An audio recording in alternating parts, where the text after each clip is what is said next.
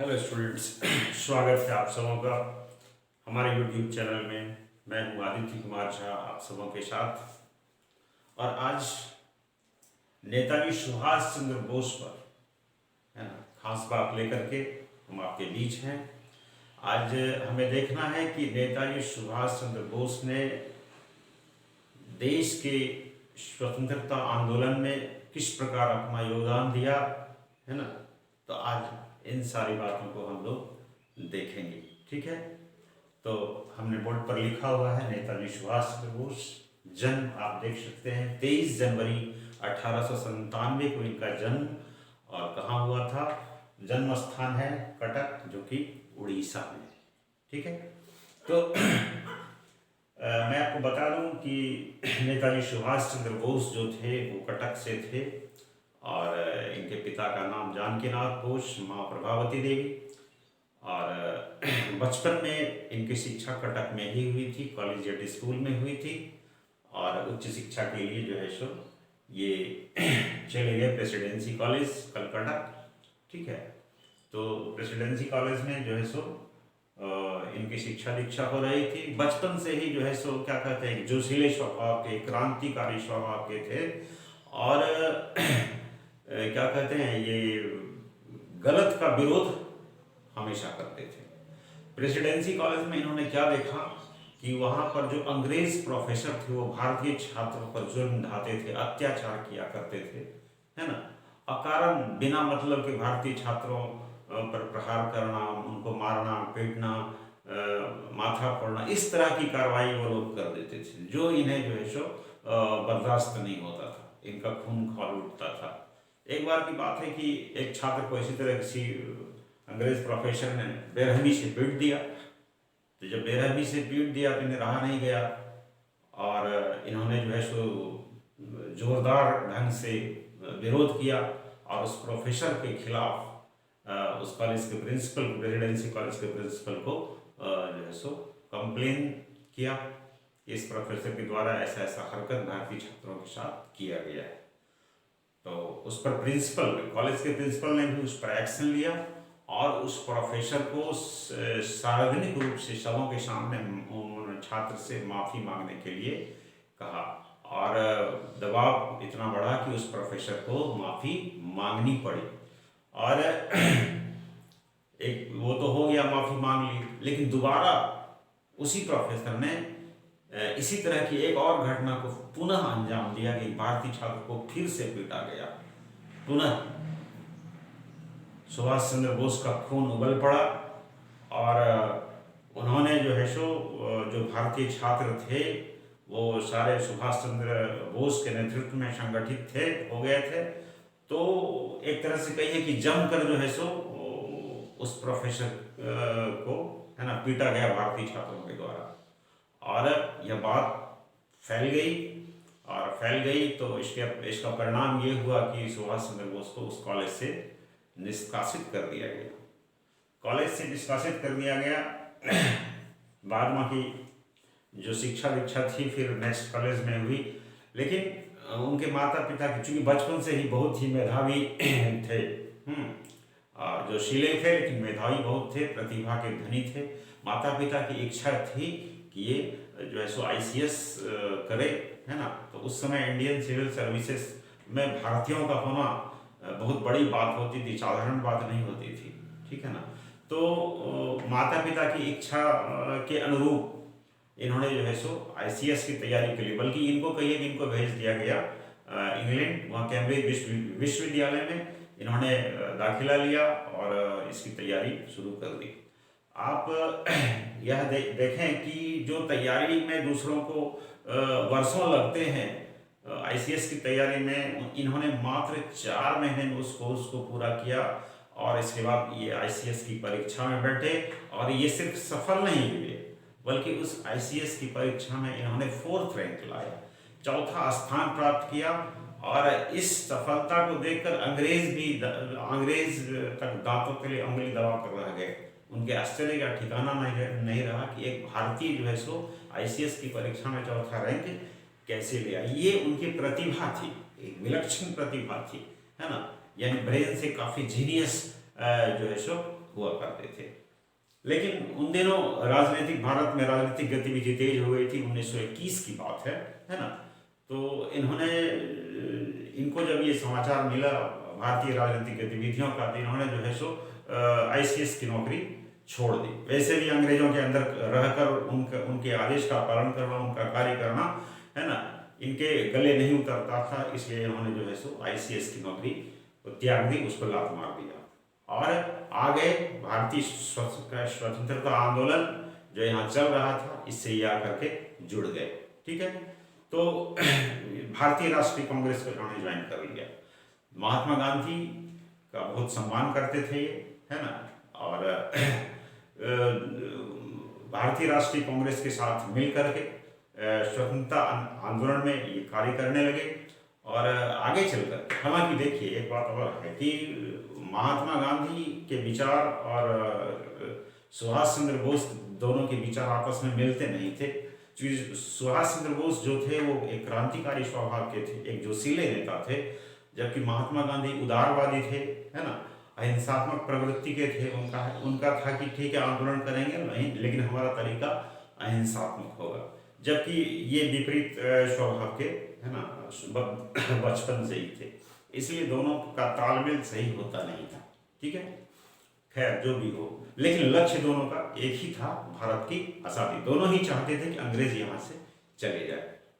तो अपना संघर्ष इन्होंने अपने तरीके से जारी रखा और भारतीय राष्ट्रीय कांग्रेस का क्या कहते हैं कि चुनाव में जो है 1938 में सुभाष चंद्र बोस चुने गए, है ना, चुनाव में ये जीते और इन्हें अध्यक्ष बनाया गया। तो गांधी जी को इनका अध्यक्ष बनना जो है सो क्या कहते हैं एक तरह से सही नहीं लग रहा था। उनकी इच्छा थी कि ये अध्यक्ष नहीं रहे, क्योंकि दोनों का स्वभाव नहीं मिला। मैंने पहले ही कहा कि ये जोशीले स्वभाव के थे। तो 1939 में पुनः जो है सो इलेक्शन जब भारतीय राष्ट्रीय कांग्रेस का, तो गांधी जी ने एक अपना कैंडिडेट उतार दिया, है ना, जो गांधीवादी, है ना, विचारधारा के समर्थक थे और उनका नाम था पट्टाभी सीतारामैया। तो सुभाष चंद्र बोस के खिलाफ चुनाव में उतरे पट्टाभी सीतारामैया, और जब इलेक्शन हुआ, जब चुनाव हुआ, तो परिणाम सुभाष चंद्र बोस के पक्ष में था। पट्टाभी सीतारामैया चुनाव हार गए, और जब पट्टाभी सीतारामैया चुनाव हार गए तो गांधी जी को एक झटका सा लगा, एक सदमा लगा, क्योंकि उनका मानना था कि सुभाष चंद्र बोस की जीत जो है वो मेरी हार है ना। तो ये एक तरह से गांधी जी को क्या कहिए, एक तरह से जो है सो बहुत बड़ा झटका लगा, क्योंकि उनकी इच्छा के विरुद्ध जो है सो सुभाष चंद्र बोस अध्यक्ष चुने गए। तो सुभाष चंद्र बोस ने जब देखा कि गांधी जी नाराज हैं और उनके आग्रह पर उन्होंने जो है सो क्या कहते हैं अध्यक्ष पद का त्याग कर दिया, और इतना ही नहीं, कांग्रेस भी छोड़ दिया। ठीक है, इन्होंने कांग्रेस भी जो है सो बोस ने या नेताजी ने छोड़ दिया, और इसके बाद जो है सो अपने तरीके से संघर्ष करने के लिए जो है सो पुनः प्रयास करना इन्होंने शुरू कर दिया।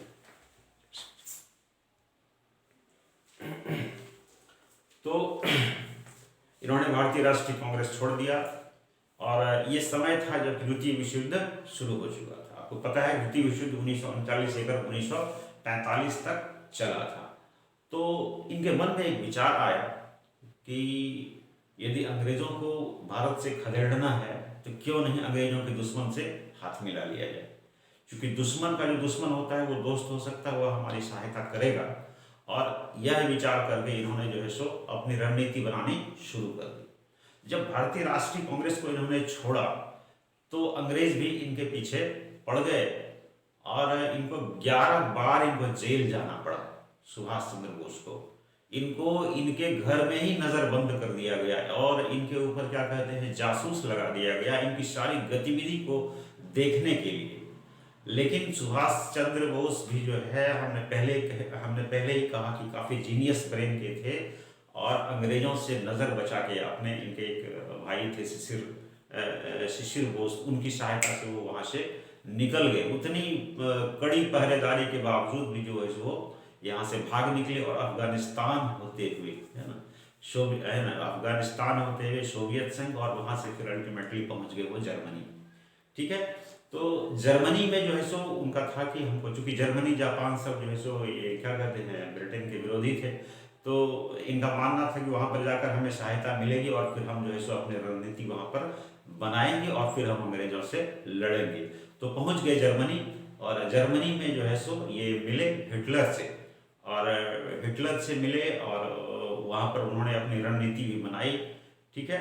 और हिटलर ने इनकी सहायता करने का इन्हें आश्वासन दिया। वहाँ से हिटलर ने इनको जो है सो क्या कहते हैं जापान के लिए भेजा। तो पहले सुमात्रा पे गए पनडुब्बी से, वहाँ से फिर जो है सो क्या कहते हैं जहाज से पहुँच गए जापान पहुँच गए।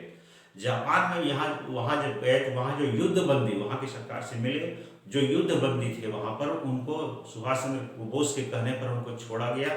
ठीक है।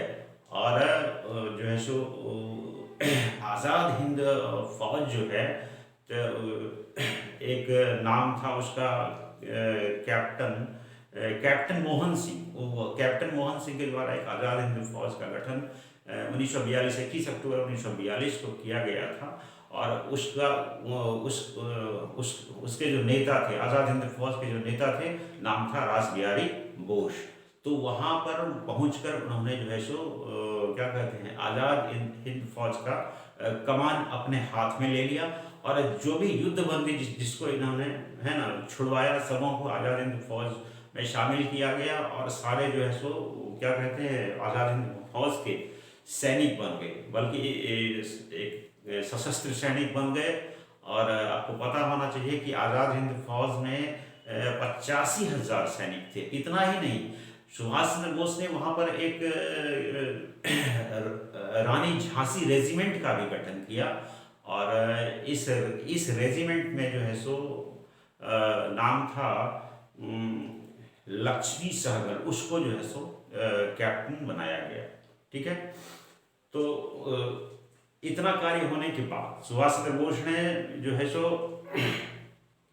सशस्त्र क्रांति द्वारा भारत को स्वतंत्र कराने के उद्देश्य से 21 अक्टूबर 1943 को है ना जो है सो आज़ाद हिंद फौज सरकार की स्थापना की और आज़ाद हिंद फौज का गठन किया। यानी कि 21 अक्टूबर 1943 इसी दिन आज़ाद हिंद फौज सरकार की स्थापना सुभाष चंद्र बोस के द्वारा की गई थी।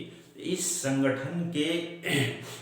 संगठन का जो प्रतीक चिन्ह था वो झंडे पर एक बाघ का चिन्ह बना, दहाड़ते हुए बाघ का चिन्ह बना हुआ था, है ना, जो कि इस संगठन का प्रतीक चिन्ह था। और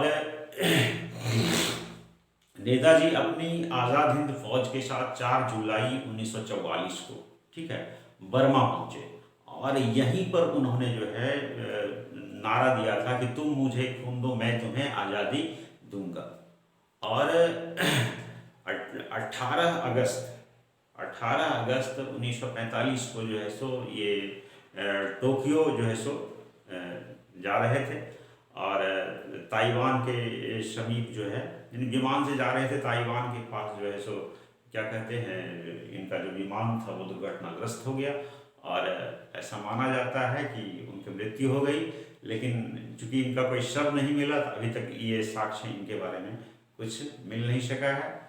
तो बच्चों इस वीडियो में इतना ही, बहुत सारी बातें और भी हैं, लेकिन वीडियो लंबा हो जाएगा, इसलिए इसको हम यहीं विराम दे रहे हैं। तो धन्यवाद आप सबों को वीडियो देखने के लिए।